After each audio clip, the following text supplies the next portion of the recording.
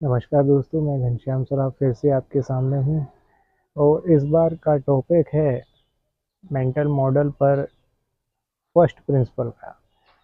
तो first principle, आप अगर इसके बारे में रिसर्च करेंगे तो आपको बहुत सारा डेटा मिल जाएगा इंटरनेट पर। और मैं चाहूँगा कि आप रिसर्च ज़रूर करें, उन सारे वीडियोस को देखें, कुछ अच्छे भी हैं उसमें और आपको उसमें बहुत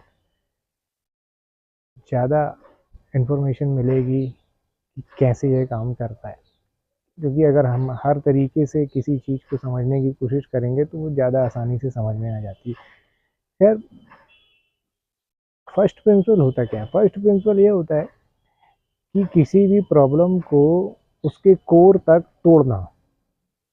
एक प्रॉब्लम को कई हिस्सों में डिवाइड कर देना, कई हिस्सों में अलग अलग कर देना उसके हिस्से, फिर उसके बाद उसके कोर हिस्से पर जाकर वहाँ से उसे समझने की कोशिश करना कि बेसिक प्रॉब्लम है क्या। मतलब प्रॉब्लम की जड़ कहाँ पर है और कहाँ से उस जड़ को पानी मिल रहा है, सॉइल मिल रही है, न्यूट्रिशन मिल रहा है, जिससे वो बड़ी होती जा रही है और उसकी कई ब्रांचेस फैलती जा रही हैं।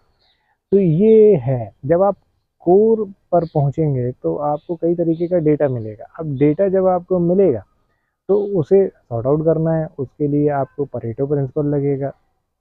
फिर उसके बाद लेटरल थिंकिंग भी लग सकती है, फिर उसके बाद आपको सेकेंड ऑर्डर थिंकिंग भी लग सकती है, ये सारी चीज़ें लग सकती हैं। तो फर्स्ट प्रिंसिपल जो है वो दरअसल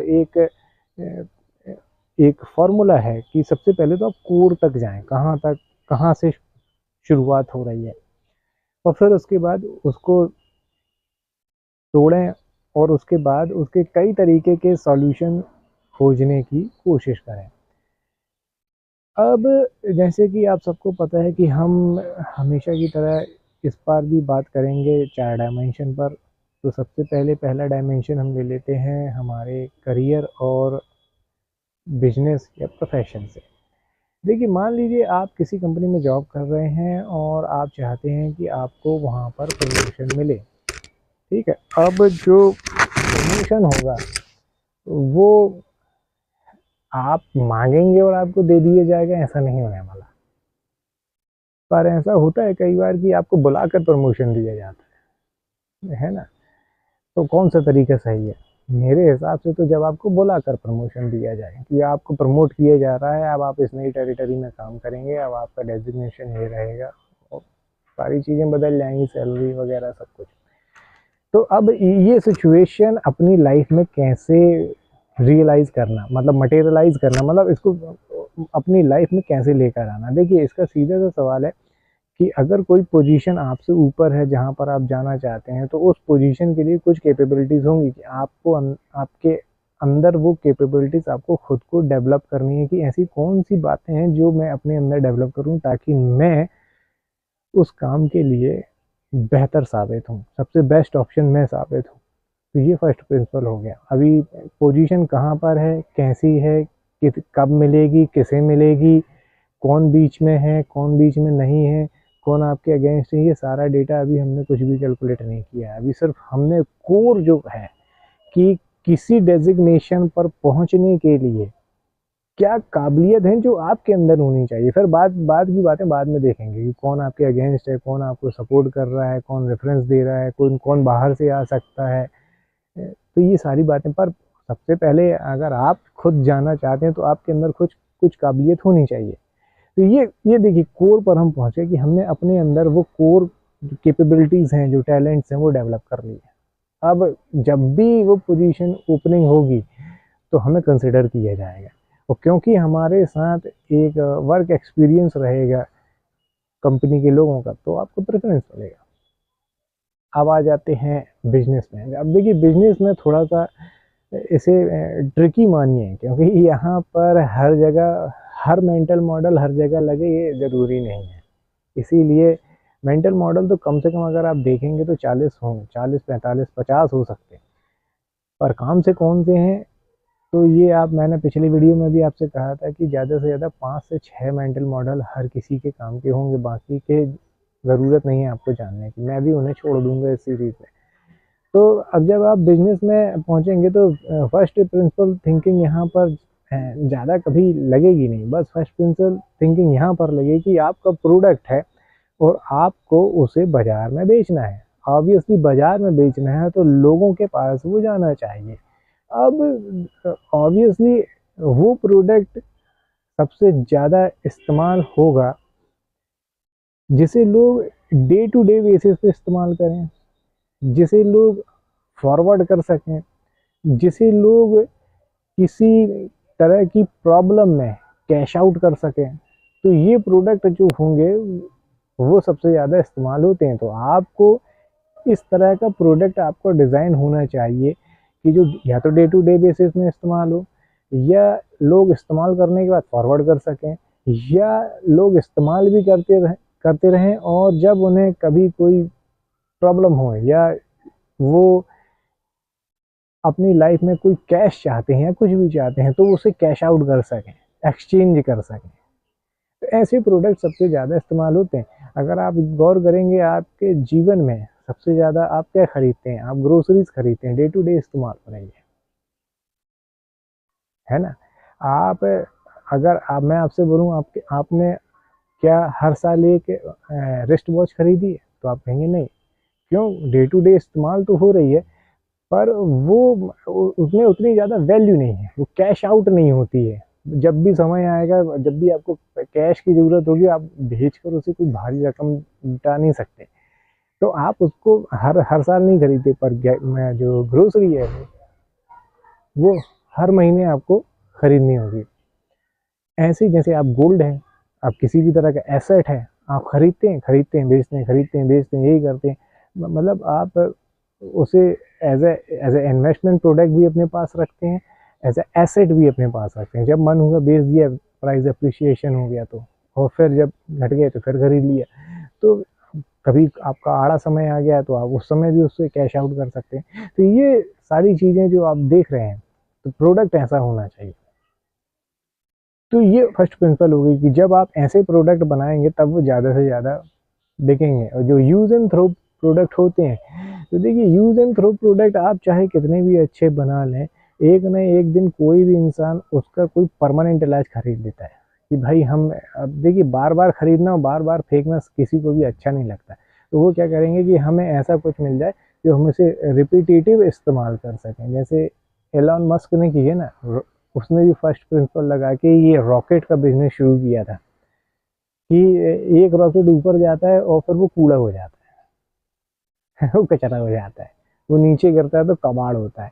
तो उन्होंने क्या किया कि ऐसा कोई रॉकेट बनाया जाए जो अपना काम करने के बाद वापस धरती पर आए और स्टेबल रहे, वन पीस में रहे, उसे फिर से इस्तेमाल किया जा सके। तो इसीलिए स्पेस एक्स जो है वो बहुत ज़्यादा तेज़ी से ग्रो कर रही है। तो बिजनेस पॉइंट ऑफ व्यू में ऐसे फर्स्ट प्रिंसिपल को लगा सकते हैं। अब इसके बाद जो डायमेंशन आता है वो है फैमिली का। देखिए फैमिली के जो डायमेंशन में हम बात कर रहे हैं, तो यहाँ पर फर्स्ट प्रिंसिपल ऐसा लगेगा कि आपको ये गौर करना है कि अब वो कौन सा तरीका है जिसे आप इस्तेमाल करके अपनी फैमिली बॉन्डिंग को मजबूत कर सकते हैं। मैं फिर से बोलूँगा, ऐसा कौन सा तरीका है जिसे आप इस्तेमाल करके अपनी फैमिली मेम्बर्स में बॉन्डिंग को मजबूत कर सकते हैं। अब जब आप इसका जवाब खोजेंगे तो आप खुद चकरा जाएंगे, क्योंकि ज़रूरी नहीं है कि जो आप पहले से अज्यूम कर कर बैठे हों वही जवाब निकले। क्योंकि एक फैमिली को अच्छे से बॉन्ड होने में इमोशनली ग्लू की ज़रूरत पड़ती है। और हम सब अपनी फैमिली को ज़्यादा से ज़्यादा मटेरियलिस्टिक जो पोजीशन है वो देने में लगे रहते हैं। तो इस वजह से फैमिली में दरारें पड़ती हैं, लोग समय नहीं दे पाते। समय जो है इमोशनल बॉन्डिंग के लिए सबसे ज़्यादा ज़रूरी है। ऐसे ही आप अपने बच्चों को आप ये देखेंगे कि आप ये सोचते हैं कि हम कौन से स्कूल में भेजें जहाँ ये बहुत ही अच्छा कुछ सीख जाए, कुछ बहुत ही अच्छा बन जाए, पर ऐसा होता नहीं है। आप गौर करिए कि अगर आप एज अ फैमिली, आप एज अ टीचर मत सोचिएगा, आप ये सोचिएगा कि एज अ पेरेंट, मैं अपने बच्चों में ऐसी कौन सी वैल्यूज़ डालूं जिससे वो फैमिली में बॉन्डिंग बनाकर रखें और वो वैल्यू उन्हें आगे भी काम में आए। वो अपनी फैमिली को जब बढ़ाएंगे तो वो भी वो उसे पास ऑन करेंगे। तो यहाँ पर हम फैमिली के डायमेंशन में बात कर रहे हैं, हम यहाँ पर करियर के डायमेंशन में बात कर चुके हैं, पैसे कमाने के डायमेंशन में बात कर चुके हैं, फैमिली की बात हो रही है। तो फैमिली में बॉन्डिंग कैसे बने, तो ये कल्चर आपको डेवलप करना पड़ेगा कि हम अपने बच्चों को इस तरीके से आपस में एक दूसरे की केयर करना सिखाएंगे ताकि वो एक अच्छी फैमिली में जुड़े रह सकें और भी नए लोगों को उसमें जोड़ सकें।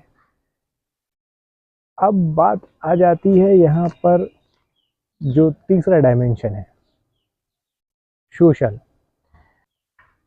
तो देखिए, जब सोशल डायमेंशन में जब हम बात करते हैं तो ऑब्वियसली आप चाहते हैं कि आपका सोशल स्टेटस जो हो, आपका जो सोशल सर्कल हो उसमें थोड़ा ऊंचा रहे। ओवरऑल आपके सोशल सर्कल का स्टेटस ही ऊपर है, मतलब उसमें जो सारे लोग हैं वो सभी अच्छी थिंकिंग के हों, अच्छे एलीट्स हों। तो जब आपको ये इस तरीके के सर्कल में अपने आप को इस्टेब्लिश करना होगा तो सबसे पहले तो आपको ये सोचना पड़ेगा कि आप ऐसी कौन सी वैल्यूज़ लेकर उस सोशल सर्कल में जाएंगे जिससे आपको तवज्जो मिले, आपको प्योरिटीज़ मिले। अब वो अब आपको गौर करना होगा कि आपका सोशल सर्कल में है कौन कौन, वो किस तरह के लोग हैं और उन लोगों को किस तरह की सोशल वैल्यूज़ वो सीख कर रहे हैं, वो आपस में एक्सचेंज करते हैं। आपको खुद को भी अपने आपको उस में ढालना होगा, उस तरीके में ढालना होगा, तब जाके आप उस सोशल सर्कल में अपने आप को इस्टेब्लिश कर पाएंगे। अब वो सोशल सर्कल किस तरह से काम करता है, आपके काम कैसे आ सकता है और आप उनके काम कैसे आ सकते हैं, देखिए टू वे स्ट्रीट है। तो आप ध्यान रखिएगा कि आप हमेशा ये सोच कर ना जाएं कि आपके सोशल सर्कल के लोग आपके काम आएंगे, कभी कभी आपको भी उनके काम आना पड़ेगा। तो यहाँ पर आप ये सोच कर जाएं कि अगर वो आपसे कुछ एक्सपेक्ट कर रहे हैं तो वो आप डिलीवर कर सकें, झूठ पर इसकी बुनियाद ना बनाएं, नहीं तो क्योंकि आज नहीं तो कल उन्हें पता चल ही जाएगा। तो फिर क्या हुआ, फिर वो आपसे कटने लगेंगे और आप उनसे कटने लगेंगे। तो फर्स्ट प्रिंसिपल यहाँ पर ये हो जाता है कि किसी भी सोशल सर्कल में आपके दोस्त हैं, आपका नेटवर्क है, उसमें जो लोग कोर वजह है वो क्या है, क्यों लोग आपस में एक दूसरे से जुड़े हुए हैं। तो ये हो सकती है। अब इसके बाद जो आती है मेंटल स्टेट। तो मेंटल स्टेट में आपको यहाँ पर यह देखना पड़ेगा कि अपनी पीस ऑफ माइंड के लिए आप हमेशा खुश रहना चाहते हैं, पर देखिए खुश रहना ज़रूरी नहीं है, फुलफिल्ड रहना ज़्यादा ज़रूरी है। क्योंकि अगर आप फुलफिल्ड रहेंगे, सेटिस्फाइड रहेंगे, तो खुशी देर सवेर आपके पास आ ही जाएगी। और लाइफ जो है वो सभी चीज़ों का मिक्स है। तो अगर आप फुलफिल्ड हैं तो थोड़ा बहुत अगर आपको दुख भी मिलेगा तो आप उसे भी पचा लेंगे, आप कहेंगे हाँ चलता है, अब दुनियादारी लगी हुई है, क्या कर सकते हैं, हो सकता है ये भी हो सकता है वो भी हो सकता है। तो अब अगर आप किसी दूसरे की लाइफ को कॉपी करने की सोचेंगे, ठीक है, बिना फर्स्ट प्रिंसिपल यहाँ पर लगाए हुए कि आपके पास क्या रिसोर्सेज हैं, आप किस जगह पर मौजूद हैं, तो आपको मेंटल पीस आपकी डिस्टर्ब हो जाएगी। तो यहाँ पर फर्स्ट प्रिंसिपल ऐसे लगेगा कि देखिए मुझे खुशी कब मिलेगी, जब मैं फुलफिल्ड रहूँगा, मैं सेटिस्फाइड रहूँगा। अब मैं सेटिस्फाइड नहीं हूँ तो मैं कितने भी बड़े घर में आ जाऊँ, कितनी भी बड़ी कार में आ जाऊँ, मैं खुश नहीं रह सकता। तो आप समझिएगा बात को। तो फर्स्ट प्रिंसिपल यहाँ पर क्या लगेगा कि सबसे पहले तो जो बातें मुझे फुलफिल्ड करती हैं, जो बातें मुझे सेटिस्फाइड करती हैं, मेरे दिमाग को शांत रखती हैं, वो मुझे अचीव करनी है। फिर जब मैं अपने दिमाग का एनवायरनमेंट उस तरीके से बना लूँगा कि जो बातें या जो चीज़ें मुझे शांत रखती हैं वो मेरे पास हैं, तो मैं ऑब्वियसली एक काम स्टेट में आ जाऊँगा और मैं खुश रहना शुरू कर दूँगा। मैं हर बात को बेसिक तरीके से समझने की कोशिश करना शुरू कर दूँगा। तो अब मुझे ज़्यादा सुख या दुख से, जो बोलते हैं ना हैप्पीनेस एंड सैडनेस, इससे ज़्यादा कुछ फ़र्क नहीं पड़ने वाला। क्यों? क्योंकि आपके पास वो सारी चीज़ें हैं जो अ, आपको सैटिस्फाइड करती हैं। अब देखिए चीज़ों का मतलब आप यहाँ पे बिल्कुल भौतिक चीज़ें, मटेरियलिस्टिक चीज़ों को मत लीजिएगा। कई बार ये भी होता है कि कुछ ह्यूमन्स होते हैं जो आपके पास होने चाहिए, आपका सोशल सर्कल होता है जो आपके पास होना चाहिए, आपके फैमिली मेंबर्स जो आपके पास होने चाहिए, आपका अच्छा खासा बिजनेस वो आपके पास होना चाहिए, एक अच्छा सा करियर वो आपके पास होना चाहिए। तो ये सब मिक्स है। तो जब आप मेंटल लेवल पे फर्स्ट प्रिंसिपल को लगाएंगे तो आपको थोड़ा थोड़ा थोड़ा थोड़ा सबका चाहिए, सब कुछ चाहिए। तो इसी तरीके से फर्स्ट प्रिंसिपल काम करता है कि हम बिल्कुल कोर पर जाते हैं। एक अच्छा जीवन जीने के लिए सबसे पहले हमारी मेंटल स्टेट अच्छी होनी चाहिए। और मेंटल स्टेट, आप ये मत नहीं सोच सकते कि हमेशा खुश रहने से आपकी मेंटल स्टेट अच्छी होगी। हमेशा खुश जो रहते हैं वो, आप पागल खाने में आप जाएंगे वहाँ पर भी कुछ लोग हमेशा हंसते रहते हैं। आप खुश हैं? नहीं। तो जो लोग फुलफिल्ड हैं वो ज़रूरी नहीं कि वो आपको हमेशा हंसते हुए मिलें, पर हाँ वो हमेशा शांत ज़रूर मिलेंगे। एक कामनेस उनके अंदर ज़रूर मिलेगी आपको। तो यही फर्स्ट प्रिंसिपल है। आज के लिए इतना ही। अगले वीडियो में फिर से मिलेंगे किसी नए कॉन्सेप्ट के साथ और किसी नई साइकोलॉजी के साथ। तब तक के लिए थैंक यू फॉर वॉचिंग और अपना ख्याल रखिएगा।